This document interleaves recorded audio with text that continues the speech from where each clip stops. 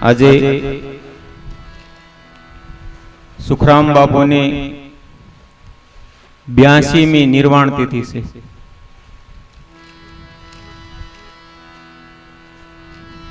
તો એમનો જીવન ચરિત્ર, એમનો આધ્યાત્મિક જીવન,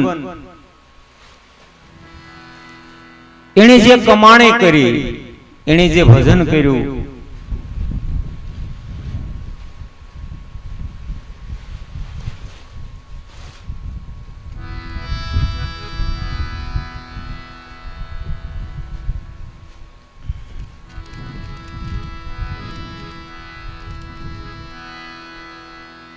સુખરામ બાપુ એમની 6 વર્ષની ઉંમર હતી અને એમના માતા પિતા નું દેહાંત થયું. એમના મોટા ભાઈ અને એમના બહેન મોસાળમાં ગાયરાધાર તાલુકાનું ગામ ભંડારિયા, ત્યાં થોડોક સમય રહે પછી ત્યાંથી નીકળીને ગામ ઈટિયા જવાનું હતું. પછી ભમોદરા આવે છે. ભમોદરા ત્યાં પાદર બેહે છે. પછી જે દરબાર ગઢમાંથી જેના પહાયતા હોય છે એ ભાળી જાય છે અને ગઢમાં લઈ જાય છે. બાપુ સુખરામ બાપુ ને એક ને મોટા ભાઈ અને બેન ભાઈ બે ઈટિયા ગામે વહી જાય છે. બાપુ ગાય ભેંસ ના વાહિદા કરે, ગાઉ ઉસરાવવા જાય, આ એનું નિત્યકર્મ. હળવો કરતા ભક્તિ ભાવમાં ભાવ જાગવા મળ્યો અને ભજન મંડળી જ્યાં ચાલુ હતી ત્યાં રોજ જાવા આવવા મળ્યા. બાપુનું જે ભજન કીર્તન મંડળ હતું એમાં બાપુનું જે ગાવાની પદ્ધતિ, જે ગાવાની રાગ મીઠપ બહુ હતી, એમ આમાં ઉલ્લેખ છે સુખવિલાસની અંદર. ધીરે ધીરે કરતા એ વૈરાગ્ય તરફ રામદેવજી મહારાજના ઉપાસક બનતા જાય છે. ગુરુ કોઈ નથી હજી. એક વખત એને જિજ્ઞાસા જાગી કે ભાઈ આ માર્ગે આગળ જવું છે તો કોઈ સદગુરુ જોઈએ. સદગુરુ કેવા સમર્થ સદગુરુ જોઈએ, એવો એમને સંકલ્પ ઉઠ્યો અંદરથી. સંકલ્પ ઉઠ્યો એટલે એમના જે રોજના ભજન મંડળીના સાથે રહેવા વાળા અલીભાઈ, કાબાભાઈ ભરવાડ, અલીભાઈ સિપાઈ, એમને સાથે લઈને રજા લીધા વિના, કાથડ બાપુ રજા લીધા વિના નીકળી ગયા. શ્યાવણા પોસ્યા ને તે અલીભાઈ ને એમ થયું રજા લીધા વિના નીકળી ગયા છે એટલે બાપુનો ઠપકો આવશે. કાથડ બાપુનો દરબાર શ્રી કાથડ બાપુ મુદ્રા ઈ ત્યાંથી પાછા વળી ગયા અને વંડાથી કાબાભાઈ પાછા વળી ગયા ભરવાડ. બાપુ સમજાવે કે ભાઈ હાલો સાથે. ના ના ભાઈ બાપુનો ઠપકો આવશે તો પાછો વળી જવું છે. સુખરામ બાપુ એકલા નીકળી જાય. એકલા નીકળીને અમરેલી આવે. અમરેલી આવીને ઓધાભાઈ વાંઝા કરીને છે એમની જગ્યામાં ઉતરે બાપુ. ત્યાં પણ પેલા એવો આમ બધી સમય જેવો હતો, એવો કાળા જેવો હતો. ગમે ત્યાં જાય ભજન કીર્તન ચાલુ જ હોય, ગમે ત્યાં ગામો ગામ. અત્યારે કેમ રાસ ગરબાનો હોય, આમ બહુ મનોરંજન અત્યારના સમયની પ્રમાણમાં. ભાગવત કથા હોય તો આમ દાંડિયા રાસ, ગરબા નહીં, દાંડિયા રાસ. ત્યાં ઓધા ભગત ને બાપુ મળે છે ને બાપુ ભજન બોલે છે, સંતવાણી કરે છે. ઓધા ભગત ને એમ થાય કોઈ ભક્ત, કોઈ પૂરવનો જીવ, કોઈ જાગેલો જીવ છે આ આત્મા. બેસાડતી રહે છે ઓધા ભગત ની જગ્યામાં સુખરામ બાપુ. પછી પૂછે, રજા લે છે ને બાપુ સુખરામ બાપુ થી ઓધા ભગત પૂછે છે તમારે ક્યાં જવું? કે ભાઈ સદગુરુની ખોજ હાટું નીકળ્યો છે હું. એમ કોઈ એવા સંત પુરુષ મળી જાય, કોઈ સમર્થ એવા સદગુરુ મળી જાય એની માટે નીકળ્યો છે. તો ભાઈ મારા ગુરુ એવા સમર્થ ગુરુ છે બુદ્ધગર સ્વામી, તો આપણે જઈ. ઓધા ભગત અને બાપુ સુખરામ બાપુ બે જાય છે સાસણ ગીર. ખોડિયાર ગુફા છે. 3 દિવસ બેસે. કેટલા દિવસ? બાપુની વાટે 3 દિવસ. આપણે ત્યાં કલાક બેહવું પડ્યું તેમ તો હવે હાલો બાપુ ભલે બેઠા.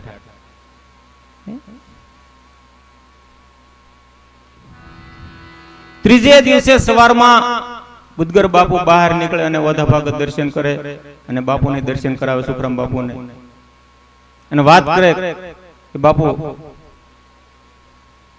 આ જીવ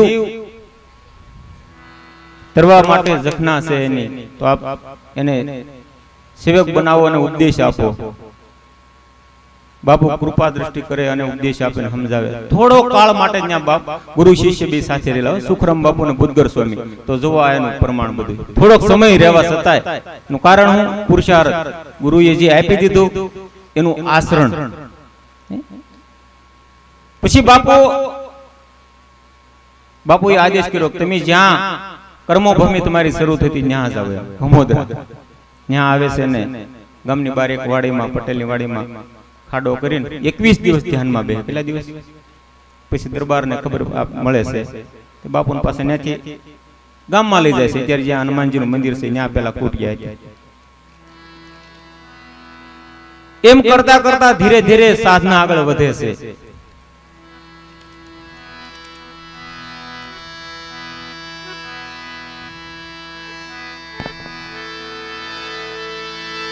અગમ કેડો ઈશ્વરનો હંસા રાજા, અગમ કેડો ઈશ્વરનો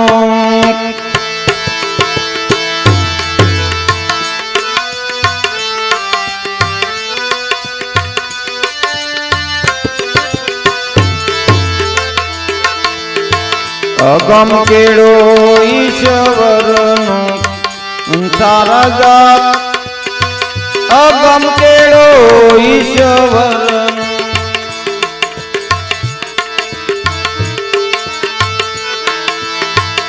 ઈરે વાટે કોઈ સુરા ચાલે, ઈરે વાટે કોઈ સુરા રે ચાલે. માર્ગ નથી એ મૂર્ખનો હંસા રાજા, અગમ કેળો ઈશ્વરનો.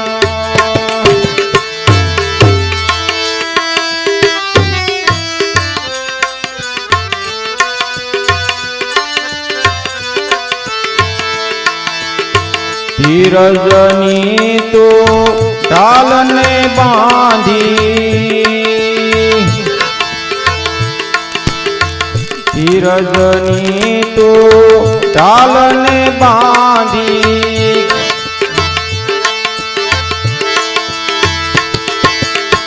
ભલકો લેજે ભજનનો હંસા રાજા, અગમ કેળો ઈશ્વરનો.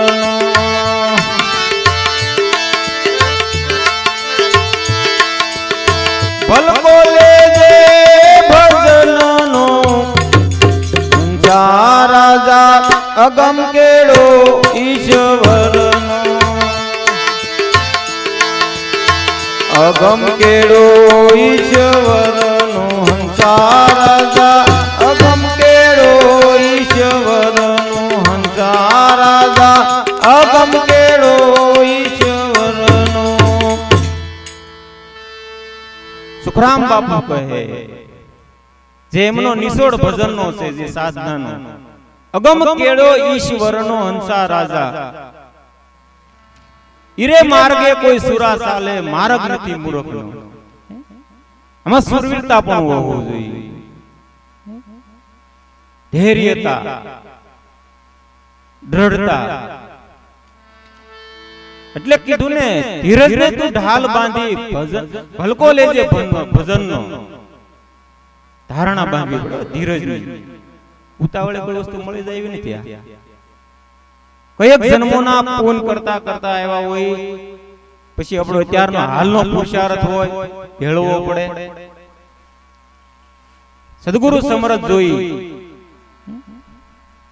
ત્યારે આ પ્રાપ્ત થાય છે. દ્રઢતા, ધીરજ. આપણે એમ થાય 2 કલાકમાં 3 કલાકમાં ભગવાન પ્રગટ કરી દેવા છે, એમ ન થયો. પૈસા વાળું નથી થવાતું ને એમ. તો આ ત્યાં જ થવાય. આંતરિક ખોજ છે આ. મહાપુરુષોએ સંતોએ જે પદ્ધતિ આપી ભજનની સાધનાની, રોજ એ કરવા મળે તો એમાંથી પ્રેમ ઉત્પન્ન થવા મળે. રોજ પેલા તો અભાવ આવે, કારણ કે દેખાય નહીં ને, આ કઈ કપાતો નથી, ફૂલ ઉગડે ને પછી ઝીંડવું બંધાવા મળે. દિવાળી એમ છે કારણ 25-30 મણ તો વીઘે ઉતરશે. આમાં તો બહુ વર્ષો લાગી જાય.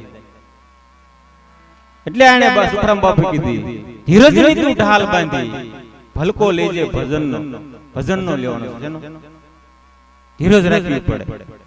જ્યારે બેહવી ને વિચારો ભલે આપણને કંડાળ્યા કરે, સતાવ્યા કરે, મન બહાર ભાગ્યા કરે, પણ આપણે બેઠો રહેવાનું. પછી આપણે વિચાર થાય, હું કામ ભાગે છે, હું એને બહારથી લેવું છે, હું મેળવવું છે, એ ખ્યાલ આવવા મળશે ને. એ ઢાલ છે. પણ આપણે બેહવી તો ને પછી એમ થાય મન બહુ કનડ ચાલો નથી બેહવું, આ ચિંતન નથી કરવું, શાસ્ત્રનો અભ્યાસ નથી કરવો, કંટાળો તો આવે. કારણ કે ઈ પ્રમાણનું આપણું મગજ નથી વિકસિત નથી થયેલું. મગજ છે, મગજ વિજ્ઞાન હોય તો આ મેળાઈ નો આવે ને, ઉતરે નહીં ને. તો થોડા આમાં બેહવી આપણે કઈ. મગજ છે, ગ્રહણ કરવા માંગે છે, પણ આપણી અધીરાય છે ને એટલે નથી ઉતરતું. સમય લાગી જાય. જે વિષયના તમે નિષ્ણાંત હો, પારગત થયા હો, એમાં તમે જોજો મજા આવશે. એ તમે એકદમ આમ હોય ને તો આમ ખબર પડશે આ બરોબર નથી કરતા, આગળ આમ હરખું નતું. આના નિષ્ણાત લગભગ અડધા હતા, બધા આમ ઓલા થતા હતા ને એટલે આમ બરોબર કામ પૂરું નથી થતું. એમાં આ સમય લાગ્યો. આપણે ભગત કે હાલો ચાલુ કરી, પણ મેં ઘર ધણી કે તો કરાય ને. આપણે આપણે ત્યારે મહેમાન કહેવાય, આપણે અહીં કઈ વહીવટ નો બીજો કરાય, કે એમ કરાય. સમય નું જ્ઞાન હોવું જોઈએ. બસ જે સમય નું જ્ઞાન હોય એ મહત્વનું હોય છે. કહેવાય એક બે ફેર કહેવાય,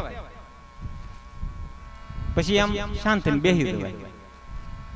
તો કહેવાનું છે ધીરજની ઢાલ બાંધવાની છે. આમાં ધીરજ એટલે પછી આમ હાવ ધીરજ નહીં, આ જન્મ ને કાંઈ ઓલા જન્મે એટલી બધી ધીરજ નહીં હાવ. પછી કે બાપુ સુખરામ બાપુ કીધું છે ને, અને આવડા એના સેવકો છે, ઈવડે સાધકો છે, ઈ કહે છે એમ નહીં. આપણે એમાં પાસે બહુ હળવાશ રાખી.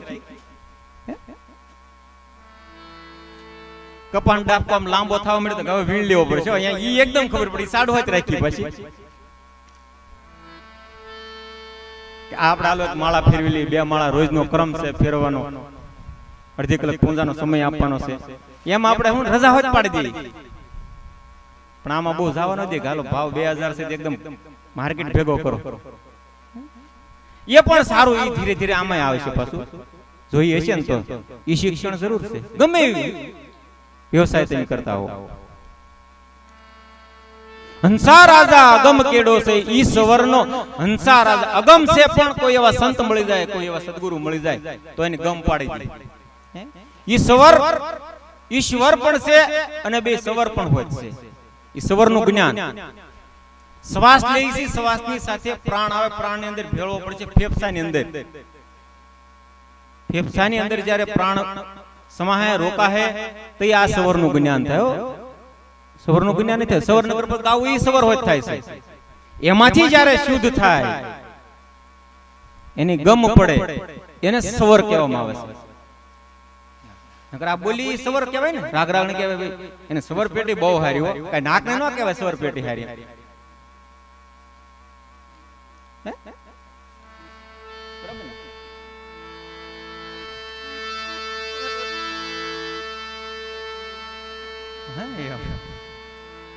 બે સવરને મધ્યમાં લાવી ધીરજથી કરે ધ્યાન, સુખરામ બાપુ કહે છે, તો પાછું મન ફેલ હોયલું ન જાય. ફરી વાર તમને આમ અટવી ન દે, આમ હાશ બાકડા નો કરાવી દે. બે સવરને મધ્યમાં લાવીને પછી ઈશ્વરની ગમ પડવા મળે. પેલા બહારના ઈશ્વરની હોય, આ જે છે સ્વરૂપો આપણે બેહેરેલા છે, એ માધ્યમ તો છે જ. ઈશ્વરનો આધાર પાણી એ પણ છે. હંસા રાજા અગમ કેડો ઈશ્વરનો. હીરે વાટે કોઈ સુરા સાલે, જીગર જોઈએ આમાં પૂરેપૂર્યો. નકર ઘણા આમ ભગત કે ભગત થી બેવા મળે કે આ બધા ભગત કેવા મળે છે, શું કરવું આમ, વ્યાજ 1% લેવું, 2% લેવું, ખસોડું વ્યાજ ન લેવું. ઘણા એવી રીતના હોય તો આમ કામ ઉઠાવે, 1.5-2% વ્યાજ લેતા ને, અરે એ તો ભગત માણા આવે. પછી એના ધીરે ધીરે થતા અમુક સાપે હારી ખોટું કામ કરવાનું ઓલું થતું હોય તો મન એમ થાય કે મને બધા ભગત કેવા મળે છે, કેમ કરવું એમ. ધીરે ધીરે થતા એ પણ બંધ થવા મળે. અમુક ની સાપ મત પાડી દેવી એવું હોય ને, આમ નો સુધરે હોય તો આમ.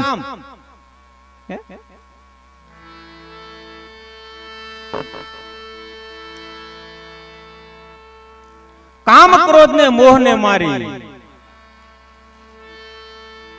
જોખો નહીં ના ઝરનો. આ ત્રણ વસ્તુ જો સંયમપૂર્વક આવી જાય ને, નિયમપૂર્વક માં આવી જાય ને, એમને મજા આવી જાય. કામની જરૂર છે, લોભની જરૂર છે, મોહની જરૂર છે, પણ એ એના સ્થાને બરોબર આમ માપમાં.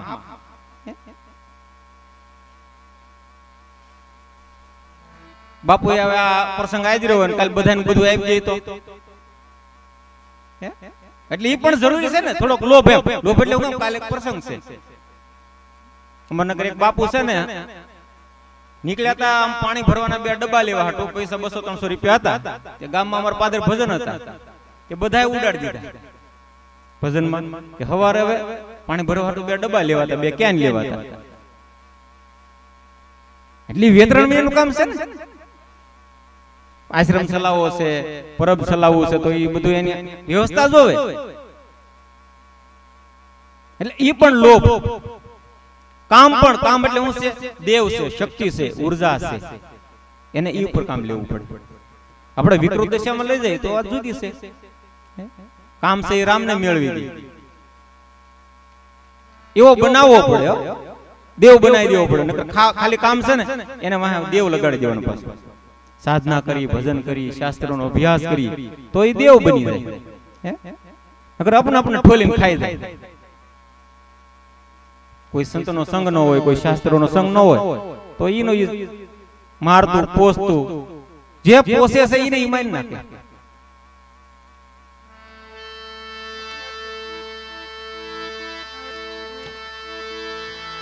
ઘોર અંધારું નજરે ન આવે, પ્રકાશ રહે ના પતંગ નો. એવું પ્રકાશ છે એવો, કાંઈ અંધારું ન આવે. આ જે બહાર દેખાય છે ને એમાં અંજવાળું દેખાવા મળે. અંજવાળું એટલે પ્રેમ ભાવ, સમાનતા, એવો ભાવ જાગવા મળે.